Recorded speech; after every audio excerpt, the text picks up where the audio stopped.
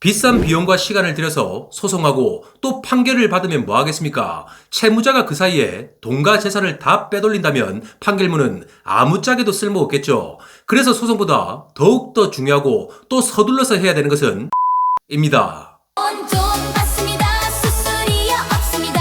채권자는 좋습니다. 채무자는 갚습니다. 돈 맡깁니다. 결과로 증명합니다. 지금 전화합니다. 모두 다 받습니다. 채권자 통장에 돈 이고입니다. 소송을 해서 판결문을 받으면 채무자들이 다 돈을 줄 것 같습니까? 하지만 순순히 돈을 주는 확률은 현실적으로 5%도 채 되지 않는다는 겁니다. 하물며 많은 채권자분들이 판결문을 가지고 압류를 시도해보지만 그 결과는 어떨까요? 채무자 통장에 돈은 싹 다 비어있고 또 부동산은 처분을 하거나 명의신탁을 해버린 상태죠. 그리고 채무자의 차량은 다른 사람이 타고 다니고 또한 집의 살림살이까지 전부 다른 사람에게 넘겨버려서 힘들게 받은 판결문은 그냥 휴지 조각에 불과한 상황이 되어버린다는 것입니다. 자, 그렇기 때문에 소송보다 채무자의 재산을 묶어두는 가압류가 더욱더 중요하겠죠. 일반적으로 부동산을 소유하고 있는 채무자들은 드물기 때문에 가장 많이 하는 가압류는 채권 가압류일 것입니다. 채권 가압류란 채무자가 제3채무자에게 받을 돈에 대해서 지급받지 못하게끔 묶어두는 절차죠. 우선 이렇게 딱 잡아두고 소송 후에 판결을 받아 본압류로 이전을 한다면 안전하게 그 안에 돈을 가져올 수가 있을 겁니다. 그럼 첫 번째로 금전으로 환산할 수 있는 모든 채권에 대해서는 가압류를 할 수 있다는 것입니다. 가장 대표적으로 채무자의 월급이나 퇴직금, 그리고 채무자가 사는 곳의 임대차 보증금에 대해서도 채권 가압류를 많이 하시죠. 특히나 채무자가 장사와 사업을 하는 경우에 채권 가압류는 엄청난 치명타가 된다는 거죠. 그럼 당장 직원들의 월급을 주지 못하고 또 임대료와 관리비, 그리고 은행 대출금 상환 등을 할 수가 없게 되겠죠. 그래서 소송을 하기도 전에 채무자한테 합의가 들어오고 또 전액 변제를 받는 경우도 많다는 거죠. 그럼 두 번째는 채권 가압류 신청 방법을 알아보시죠. 신청서 내용에 기재해야 될 사항이 총 10가지 정도가 있죠. 나머지 사항들은 당사자의 정보 정도만 바꿔주면 되는데, 하지만 딱 한 가지 신청 원인과 소명 방법에 대해서 실수를 하면 정말 아무것도 해보지 못한 채 끝난다는 것입니다. 자, 예를 들어 신청 원인을 작성할 때 채권 채무 관계가 불명확하고 또한 그에 따른 증거까지 충분하지 못한 경우라고 해보죠. 그럼 담보 제공에서 엄청난 현금 공탁을 법원에서 명령을 하기 때문에 가압류를 시도조차 하지 못하고 포기를 하게 된다는 겁니다. 가압류를 할 때 법원에서 담보를 제공하라고 명령을 하면 채권자분들은 황당해하거나 또 이해를 못하는 경우도 많죠. 하지만 판결로서 아직 확정되지 않은 불확실한 채권 채무 관계에서 채권자 일방의 신청으로 인해 가압류 결정이 내려지기 때문에 채무자는 피해를 입을 수도 있을 것입니다. 그래서 법원은 채무자에게 발생할 수 있는 손해를 대비하여 채권자에게 담보를 제공하라고 하는 것입니다. 오늘 설명드리는 채권 가압류 같은 경우는 채권자가 청구하는 금액의 40%를 담보로서 제공하라고 하는 것이 원칙입니다.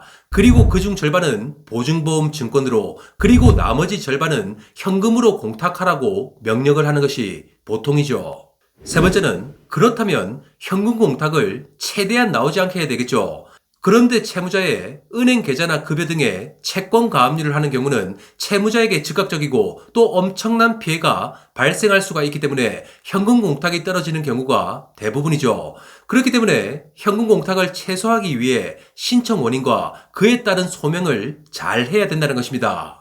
그럼 신청 원인을 작성할 때 채무자와 거래를 했던 내용과 채무자가 변제를 하지 않은 사실에 대해서 정말 정확하고 또 상세하게 작성을 해야 되겠죠.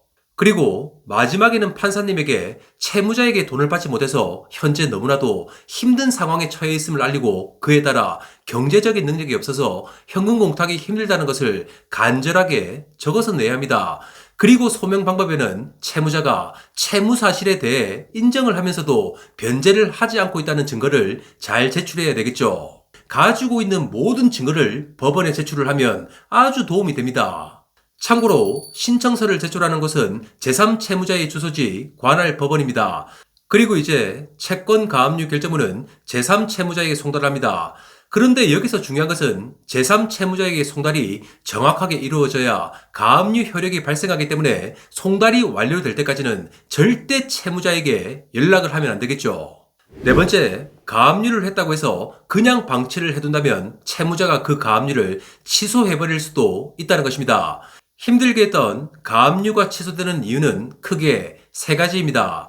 첫 번째는 해방 공탁이 되겠죠. 채무자가 가압류 결정문 주문에 나와 있는 청구 금액, 즉 가압류 해방 금액을 전액 현금으로 공탁을 함으로써 가압류 취소 신청을 할 수가 있습니다.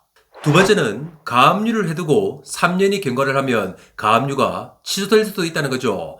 세 번째는 가압류 유효가 소멸되거나 그 사정이 바뀐 때입니다. 자, 그렇기 때문에 가압류만 해두는 것이 아닌 신속하게 본안 소송을 하고 또 확정 판결을 받아서 가압류가 된 돈을 찾아와야 된다는 것입니다. 하지만 채권자분들에게 희망적인 부분은 혹시 가압류만 해두고 또 사건을 방치하다가 취소가 된다고 하더라도 내 돈이 다 사라지는 것은 절대 아니라는 거죠. 즉 가압류만 취소가 되는 것이지 취소가 된 날로부터 다시 채권의 시효기간이 진행이 되기 때문에 채권 회수를 하기 위한 권리 행사가 가능하다는 것입니다. 자, 이처럼 오늘 알려드린 채권 가압류는 안전하게 채무자에게 돈을 받아내기 위한 정말 중요한 절차죠. 하지만 채무자들도 자신의 돈을 뺏기기 싫어서 그냥 가만히 있지만은 않을 것입니다. 가압류가 된 이후에도 채무자들은 자기 주변 사람들과 짜고 허위로 채무를 부담해서 큰 금액으로 압류 등의 경험을 넣는 등 온갖 수단과 불법 행위를 동원할 수가 있겠죠. 하지만 돈도를 통하여 채무자에 대한 철저한 조사를 바탕으로 잘 준비하고 또 대응을 한다면 여러분의 돈을 분명히 지켜낼 수가 있을 것입니다. 자, 어떤 고민과 문제가 있다면 언제든지 대표전화 1599-2590으로 연락을 주십시오. 전부 무료로 여러분의 고민을 상담하고 해결해 드릴 수 있도록 하겠습니다. 이상 돈을 받게 도와주는 돈도의 이성훈이었습니다. 감사합니다.